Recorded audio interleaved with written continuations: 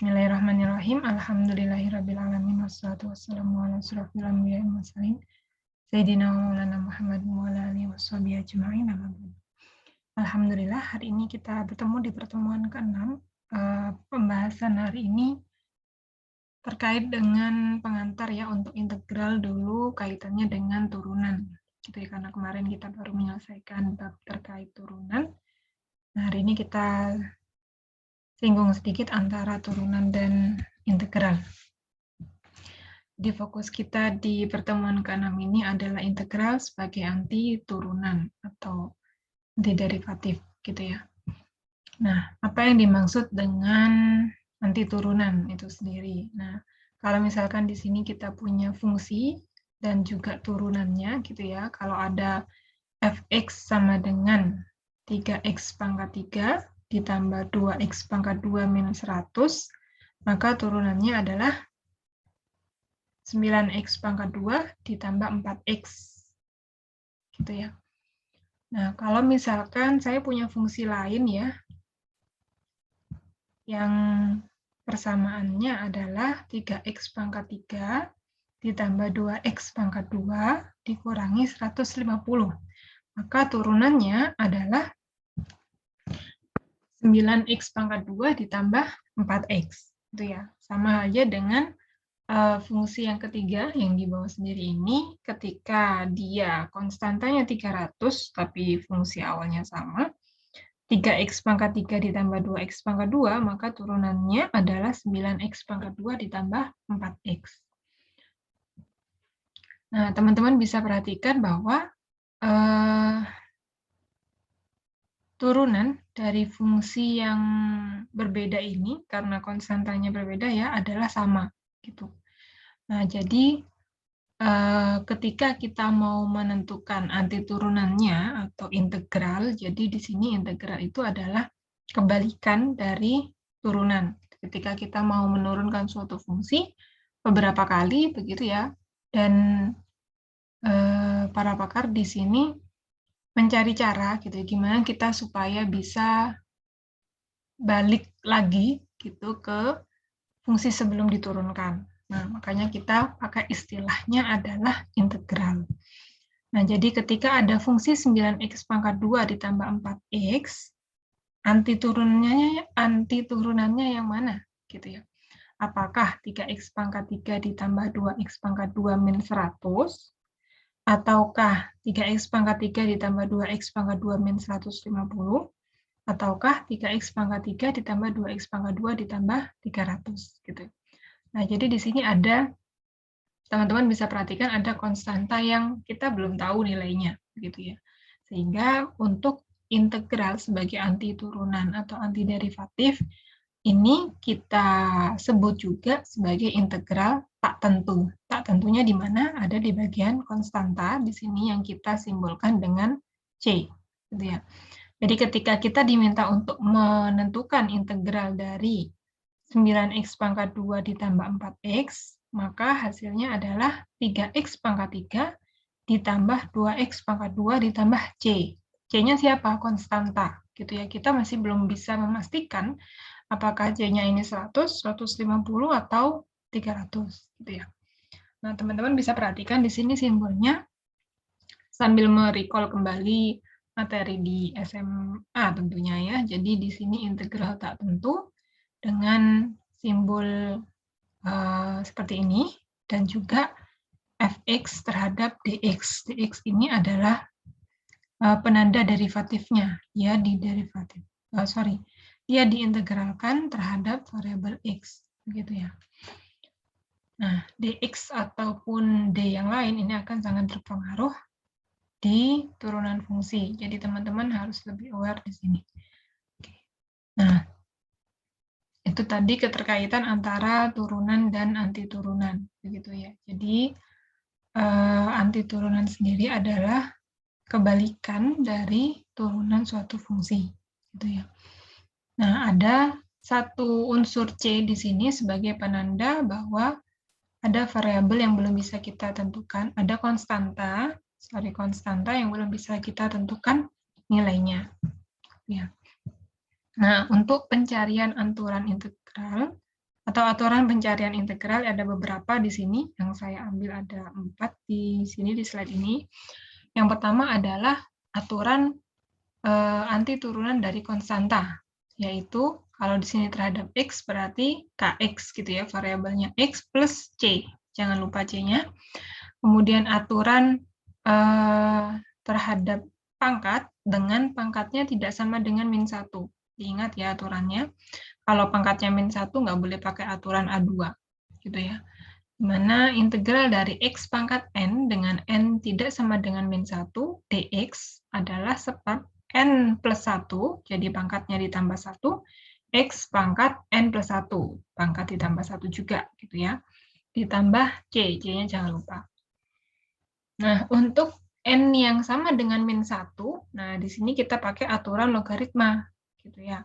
Jadi di A3 ini kita pakai sebagai integral untuk menentukan integral yang pangkatnya adalah -1. Pangkat -1 dapat kita tuliskan seper X dx gitu ya, seper X berarti X pangkat -1 adalah ln. Ini ln ya, bukan i, ln X ditambah C. Tuh. Kalau pangkat -2, ya pakainya A2 ya. Kalau A3 ini khusus ketika pangkatnya tadi -1 gitu ya, atau bentuknya seper X. Bukan seper X pangkat 2 ya.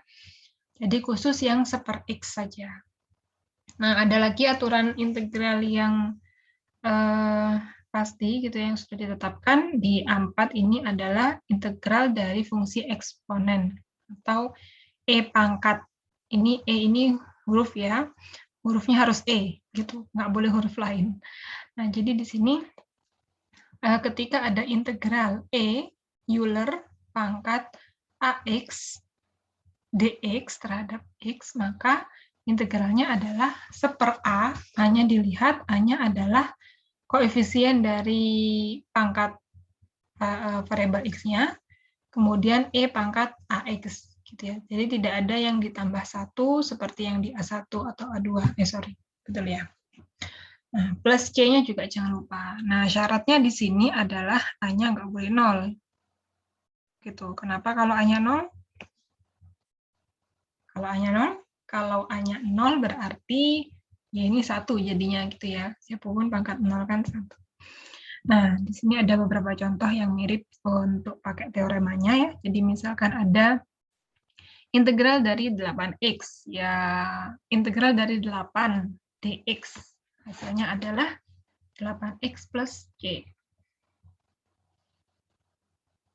Kita pakai aturan konstanta. Nah, untuk nomor 2, pakai aturan pangkat. Karena pangkatnya di sini 2, bukan -1, jadi kita bisa pakai aturan pangkat seper n plus 1, seper 2 ditambah 1, X pangkat 2 ditambah 1, plus C. Hasilnya adalah sepertiga X pangkat 3 plus C. Nah, untuk contoh lain, misalkan di sini pangkatnya pangkat 3. Berarti 3 tambah 1, 4, berarti seperempat. X pangkat 3 tambah 1, 4, plus C. Nah, untuk yang pangkat -1, nah seperti ini ya. Jadi ini yang pangkat -1-nya adalah X plus 1. Gitu. Jadi kalau teman-teman mau pakai ln, ya dalam kurung X plus 1. Gitu ya. Karena yang pangkat 1 adalah X plus C. X plus 1, sorry. Jadi 1 per X plus 1. Nah, sebenarnya ini nanti bisa diuraikan pakai sifat yang lain, tapi kita aplikasikan di A3 dulu ya. Jadi integral dari seper X plus 1 dx adalah ln X plus 1 plus C, jangan lupa, di mana X-nya harus lebih besar dari 0, karena syaratnya ln. Ya. Jadi ketika ada ln X plus 1, maka X-nya harus lebih besar dari 0.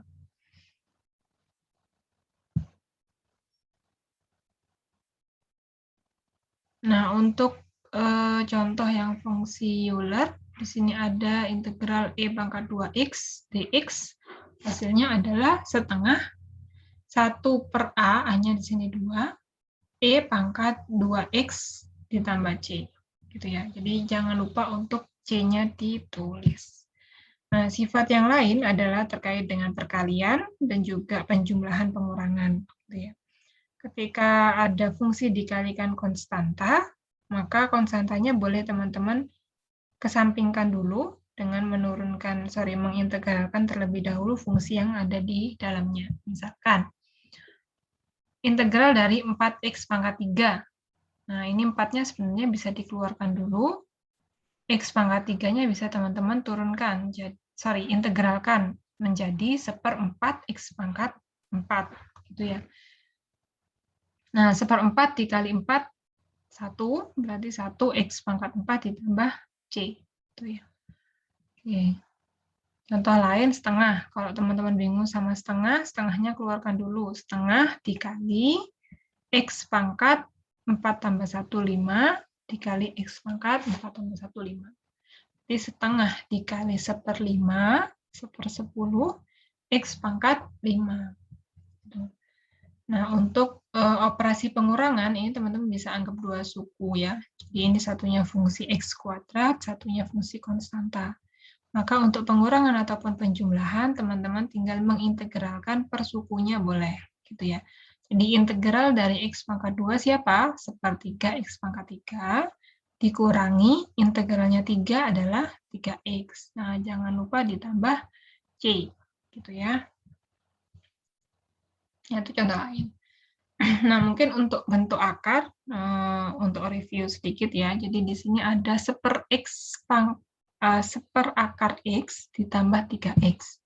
Nah, teman-teman bisa perhatikan untuk merubah dulu bentuk akarnya ini jadi bentuk pangkat. Akar X kalau diubah ke bentuk pangkat kan X pangkat setengah. Kalau 1 per berarti kita bisa ubah ke X pangkat min setengah. Nah, ini bisa teman-teman selesaikan. Jadi X pangkat min setengah itu integralnya adalah 1 per min setengah ditambah 1, ya kan, pangkat ditambah 1, X pangkat ditambah 1. Itu ya. Untuk 3X berarti integralnya adalah 3 per pangkatnya di sini 1, X pangkat 1 ya, berarti 1 tambah 1, X pangkat 1 tambah 1. Nah, min setengah ditambah 1 setengah, berarti 1 per setengah, X pangkat setengah, ditambah 3 per 2, X pangkat 2. Hasilnya adalah 2. 1 per 1 per 2 itu 2. X pangkat setengah ditambah 3X. 3 per 2 X pangkat 2. Gitu ya. Nah, gampang ya. Jadi tidak perlu panik. Jadi ketika ada akar, berarti ubah dulu aja ke bentuk pangkat. Gitu. Nah, sekarang kalau bentuknya seperti ini. Nah, teman-teman punya beberapa opsi ya. Bisa langsung dibagi aja, 3X pangkat 5 dibagi X, 7X pangkat 2 dibagi X, 8 dibagi X. Nah, 3X pangkat 5 per X, berarti 3X pangkat 4, ya kan? Pangkat di atas 5, di bawah 1, berarti 5 dikurangi 1, 4. Pangkatnya kita kurangi, karena menghabiskan yang X pangkat 1 di bawah. 7X pangkat 2, berarti tinggal 7X pangkat 1, dikurangi 8 per X. Nah, nggak bisa, jadi biarin aja 8 per X. Gitu ya. Nah, kemudian kalau 8 per X ini saya pindah dulu ke bentuknya, yaitu 8X pangkat min 1. Jadi biar kelihatan dia pangkatnya berapa. Nah, baru kita integralkan. Jadi 3 per 5 X pangkat 5, gitu ya, kan pangkatnya ditambah 1, ditambah 7 per 2 X pangkat 2, dikurangi 8, X pangkat min 1, pakai aturan ke A3 tadi ya, yaitu X pangkat min 1 integralnya adalah ln X. Jadi 8 ln X plus C. Tuh. Gampang ya, jadi kalau saran saya, teman-teman bisa ubah ke bentuk pangkat dulu, biar lebih mudah mengaplikasikan ke aturan pengintegralannya. Nah, contoh ketiga, jadi diketahui ya, turunan suatu fungsi memiliki persamaan fx sama dengan 1/3 X pangkat 2 dikurangi X ditambah 4. Nah, ini adalah fungsi hasil turunan. Jadi ada fungsi yang diturunkan menghasilkan persamaan fx. Nah, yang diminta adalah menemukan persamaan fungsi sebelum diturunkan. Jadi sebelum fx ini dia apa bentuknya, gitu ya. Jika fungsi tersebut, fungsi sebelum diturunkan, bernilai min 2 ketika x-nya sama dengan 0. Berarti ketika x-nya diganti 0, nilainya min 2. Nah, kita lihat apa yang kita dapatkan. Informasinya adalah fx sama dengan sepertiga x pangkat 2 min x plus 4 adalah hasil turunan.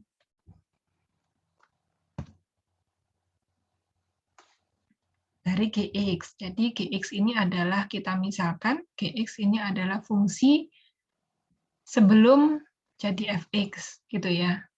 Jadi gx kalau diturunkan jadi fx. Nah, diketahui juga ketika x-nya 0, nilainya adalah min 2. Berarti ketika g0, nilainya adalah min 2. Nah, yang ditanya adalah gx-nya siapa? Gitu. Nah, yang pertama, teman-teman bisa lihat bahwa gx ini adalah, fx ini adalah turunan dari gx. Maka untuk mencari gx, teman-teman bisa menemukan dengan mengintegralkan fx terhadap dx. Nah, berarti integral dari sepertiga x pangkat 2 min x plus 4 dx adalah seperti ini angkanya, sepertiga dikali sepertiga x pangkat 3 dikurangi setengah x pangkat 2 ditambah 4x plus c. Jangan lupa c-nya. Nah, berarti kita dapat gx-nya itu adalah sepertiga x pangkat 3 min setengah x pangkat 2 plus 4x plus c. Nah, sekarang kita mau cari c-nya. C-nya didapatkan dengan melihat bahwa G0 sama dengan min 2. Berarti ketika X-nya di sini 0, maka hasilnya adalah min 2. Jadi ketika 1/9 dikali 0, dikurangi setengah dikali 0, ditambah 4 dikali 0, ditambah C, maka hasilnya adalah min 2. C-nya berapa berarti? C-nya min 2.